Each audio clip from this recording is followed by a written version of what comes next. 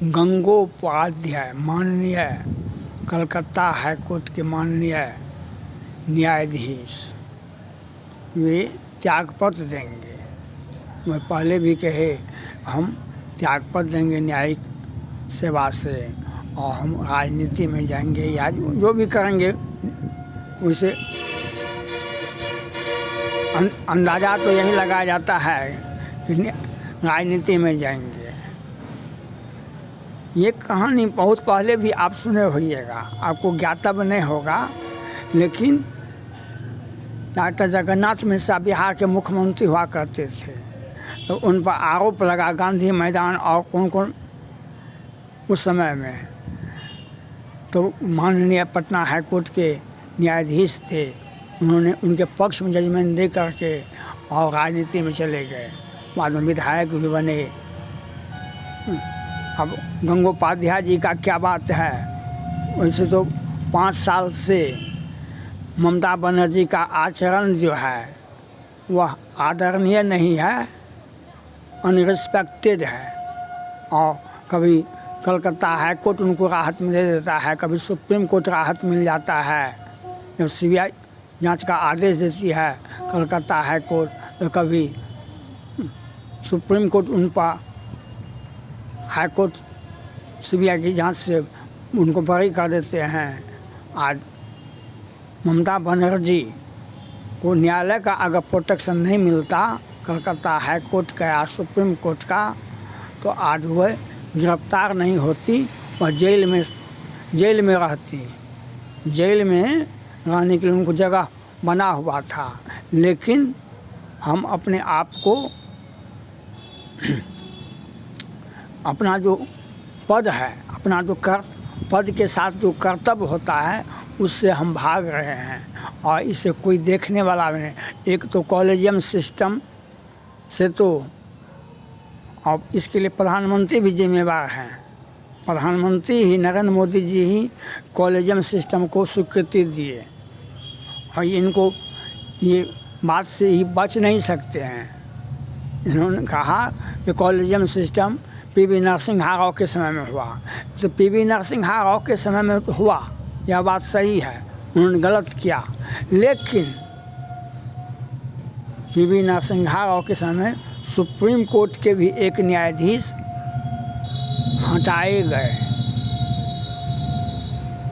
उन पर आरोप लगा तो हटा दिए गए, और अभी तक 6 न्यायाधीश हाई कोर्ट सुप्रीम कोर्ट के वे कॉलेजियम सिस्टम से बहाल हुए, लेकिन 6 न्यायाधीश को हटाया गया। लेकिन माननीय प्रधानमंत्री नरेंद्र मोदी जी, ये किरण रिजिजू जी और मेघवाल साहब जो वर्तमान में न्याय मंत्री हैं, इन्होंने कितने को आज हमारे देश में न्यायालय में के निर्णय में अभी तो एक निर्णय आ गया।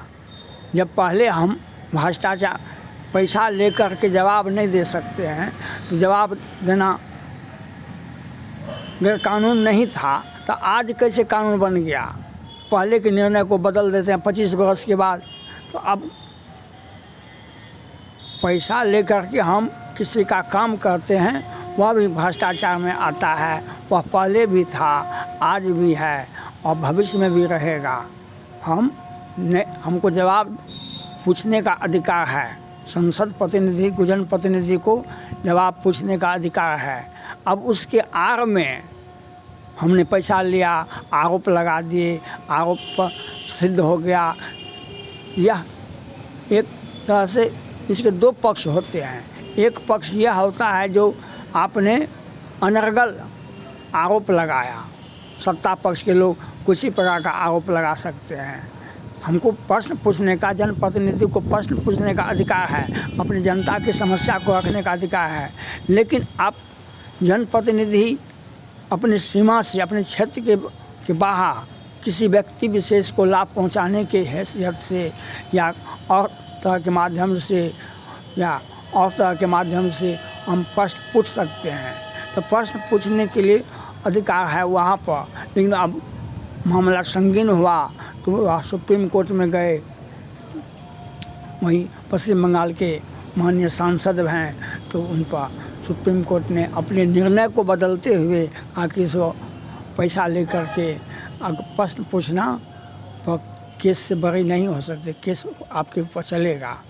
तो जब आप निर्णय को बदल देते हैं तब तो इसमें कोई भी आ सकता है। गंगोपाध्याय जैसे व्यक्ति, आज उन पर कोई आरोप नहीं है, लेकिन उनके मन में जो भी भावनाएं होगी, अगर पवित्र भावना से हम न्याय का काम करते हुए अपने आप को बोझिल समझते हैं तो आप त्याग पद देते हैं तो अच्छी बात है। लेकिन उनके बारे में वहाँ रिपोर्ट देखा जाना चाहिए कि बीच में आपने न्यायिक प्रक्रिया से अलग होने का क्या औचित्य है। इन पर राजनीतिक दबाव था या किसी राजनीतिक व्यक्ति को लाभ दिए, तो इसकी समीक्षा होनी चाहिए। लेकिन आज समीक्षा नहीं होती है। आज कॉलेजियम सिस्टम के माध्यम से जितना भी निर्णय होता है, एक तो निर्णय में एकरूपता नहीं है और उसमें निर्णय में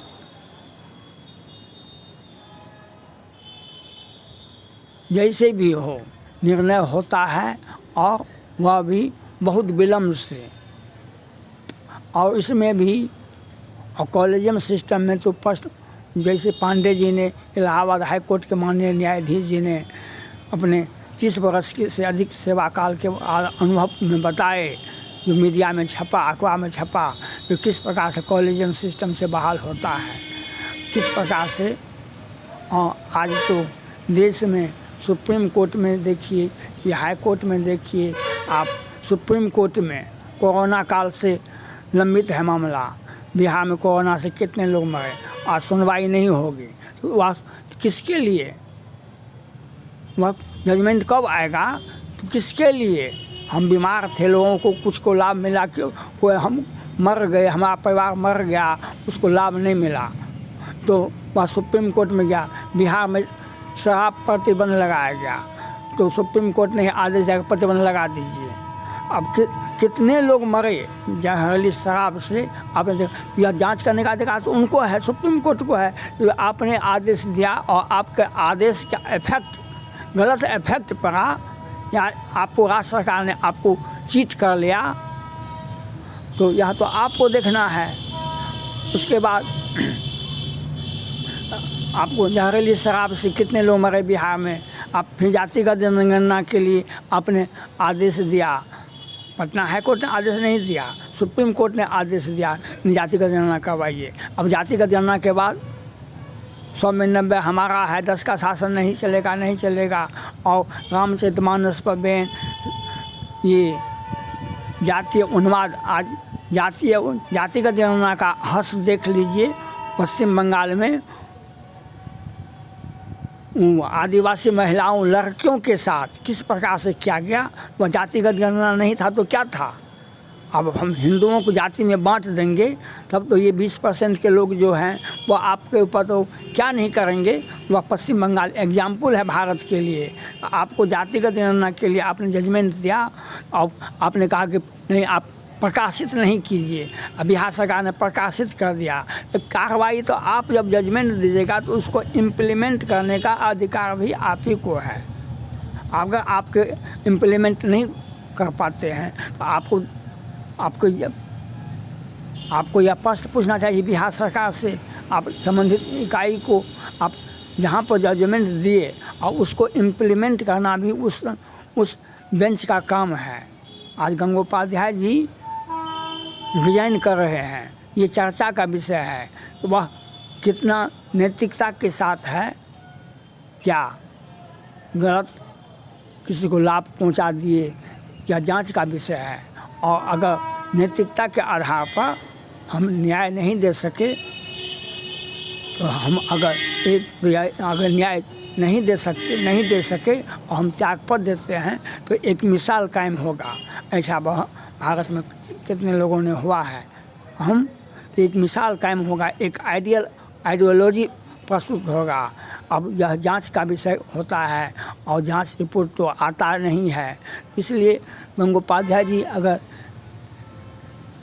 रिजाइन करते हैं तो अपने मर्जी से, तो उनका दोनों इफेक्ट होना चाहिए, होगा, दोनों लाभ हो सकता है। पहले के जो निर्णय में पहले के न्यायाधीश ने जो त्यागपत्र दिए थे उसका दोनों इफेक्ट हुआ था, वह दिखाई पड़ा था। आज इनके बारे में दिखाई नहीं पड़ रहा है और कॉलेजियम सिस्टम के माध्यम से जो केंद्र सरकार को सोचना चाहिए, हम कॉलेजियम सिस्टम माध्यम से जिस प्रकार से यूपीएससी का बहाली होता है, यूपीएससी के तहत आईएएस आईपीएस सब कुछ होता है, उसी वजह से न्यायिक आयोग से बहाली होना चाहिए। एडीए स्तर का जो पद बहाली होता है पूरे भारत में एक साथ करवाना चाहिए और उसके माध्यम से होना चाहिए। सुप्रीम कोर्ट तक लोग न्यायाधीश बनेंगे तो वह होना चाहिए। या कॉलेजियम सिस्टम में खामियां हैं जो अपने लोगों को जगह मिलता है। आज जातिगत जनगणना का आदेश दे दिया सुप्रीम कोर्ट ने, लेकिन सुप्रीम कोर्ट में कितने न्यायाधीश राजपूत हैं ये बताने कानून में तो अधिवक्ता में तो बहुत ज़्यादा हैं संख्या में। सुप्रीम कोर्ट के बार काउंसिल के अध्यक्ष भी राजपूते हैं, लेकिन सुप्रीम कोर्ट में हमारा कितना जनसंख्या है। लेकिन यह तो देखना होगा ना, आपने जातिगत जनगणना का अधिकार दिया, सभी संस्थाएं तो जातिगत जनगणना में आती है, तो उसमें देखना होगा। यह देखना होता है आपका नैतिकता न्यायालय के मानदंडों के अनुरूप होना चाहिए। अगर उसमें खामियां हुई कहीं और आपने त्यागपत्र दिया स्वेच्छा से, यह एक आइडियोलॉजी समाज को, देश को देने का प्रयास हुआ। यह अच्छी बात है। हम गंगोपाध्याय जी का हम स्वागत करते हैं और भविष्य में हम उन सभी न्यायाधीश से आशा करते हैं अगर आपके न्यायालय कार्यों में किसी व्यक्ति विशेष को लाभ दिया, किसी संस्था विशेष को लाभ दिया, किसी राज्य सरकार को लाभ दिया, तो नैतिकता को आधार बना करके वैसे केंद्र सरकार कुछ कर नहीं सकती है। केंद्र सरकार किसी भी परिस्थिति में नियम है, आप यूपीएससी में की, बीपीएससी की, किरानी की, पदाधिकारी कहीं बनिए तो सबको अपना अपना इनकम टैक्स देना पड़ता है। लेकिन सुप्रीम कोर्ट में जो न्यायाधीश बने हैं और हाई कोर्ट में जो न्यायाधीश बने हैं उनका संपत्ति का ब्यौरा क्यों नहीं देखा गया? तो हम किससे बना रहे हैं, क्या कर रहे हैं? केंद्र सरकार इस पर मौन हो जाते हैं। किरण रिजिजू जी तो बहुत आवाज़ उठाए, लेकिन मेघवाल साहब भी आवाज़ उठाए, वर्तमान पूर्व राष्ट्रपति साहब ने, वर्तमान उपराष्ट्रपति जी ने भी बहुत आवाज़ उठाए, लेकिन सुधार नहीं हुआ। इसके लिए भी आपको देखना होगा। न्यायालय में कॉलेजियम सिस्टम पर रोक लगानी चाहिए और त्वरित न्याय जनता को मिलना चाहिए, यह आपको देखना पड़ेगा। थैंक्स।